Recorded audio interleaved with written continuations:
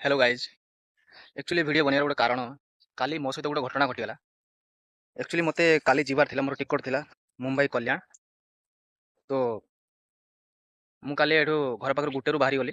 1:45 थिला Baleshwar MEMU right time Kharagpur. Kharagpur मोर शालीमार गाड़ी थिला 5:25 रे।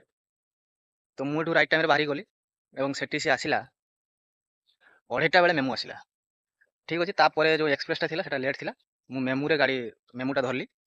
गला परे सी अधा रास्ता ना स्टेशन ना किछि, ସେଇଠି ଅଟକେଇ ରଖିଲା। ଆଉ ଏତେ ଗାଡ଼ି ଲେଟ୍, ମେମୁ ଏତେ ଲେଟ୍, ସିଏ ତାର ରାଇଟ୍ ଟାଇମ୍ 4ଟା ଖଡ଼ଗପୁରରେ ପହଞ୍ଚିବା ଟାଇମ୍, କିନ୍ତୁ ମୋତେ ପହଞ୍ଚିଲା 5:40ରେ। ଆଉ ସେ ଗାଡ଼ି ଥିଲା 5:20ରେ 25ରେ ଥିଲା। ତ ମୁଁ ଯିବା ବେଳକୁ ସେ ଗାଡ଼ି ଛାଡ଼ି ଦେଇଛି। ଆଉ ମୋର ଗାଡ଼ି ମିସ୍ ହେଇଗଲା ଏବଂ ମୋର ଏସିରେ ବି ଟିକଟ ଥିଲା। 3,500 ଟଙ୍କା ମୋର ଲସ୍ ଗଲା।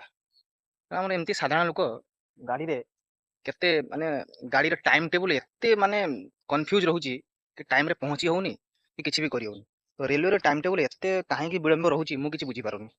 ଆଜି ମୋର ଯୋଉ ଏଇ ଯୋଉ ଲସ୍‌ଟା ହେଲା, ମୋର ଯାତ୍ରା ବିଫଳ ହେଲା, ତାର ଭରପାଇ କିଏ କରିବ? ତ ତେଣୁ ମୋର ଏଠି ଦୋଷ କୋଉଠି ରହିଲା? ମୁଁ ଲେଟ୍ କରିଥିଲି ଅଲଗା କଥା। ଗାଡ଼ି ଲେଟ୍ ହେଲା। ମୋର ଏଠି କଣ ଦୋଷ ରହିଲା? ଯୋଉଥିପାଇଁ ମୋର ଆଜି ଲସ୍ ହେଲା। ତ ମୋର ଏଇ ଭିଡ଼ିଓ ମାଧ୍ୟମରେ